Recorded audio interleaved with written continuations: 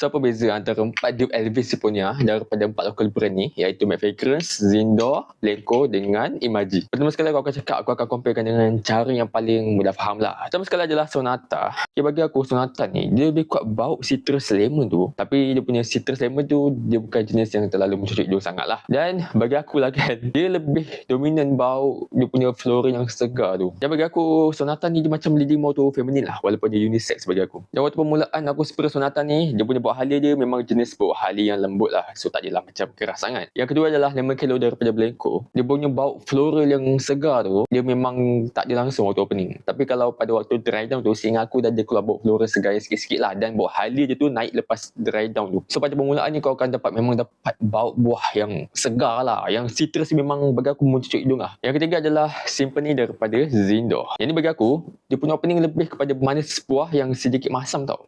Betul. Opening tu nak kata dia segar macam yang lain-lain yang aku baru review tadi, dia tak seberapa segar sangat. Dia lebih ke arah bau manis-manis masam buah tu. Nak kata ada halia waktu permulaan memang aku tak detect langsung. Nak kata ada floral tu ada sikit hint-hint sipi-sipi waktu permulaan tu. Yang last sekali adalah Simpora daripada Mac Fragrance. Bismillah.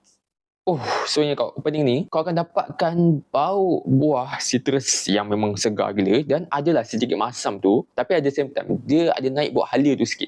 Dan halia dia ni bukan jenis halia yang pedas ataupun halia yang terlalu berat sangat lah. Dia halia yang lembut je. Nak kata ada bau floral yang segar pun ada sikit spesifik tu. So aku harap video ni dapat bantu korang lah untuk nak pilih mana satu dupe Elvis sebenarnya yang korang nak cuba daripada 4 local brand ni.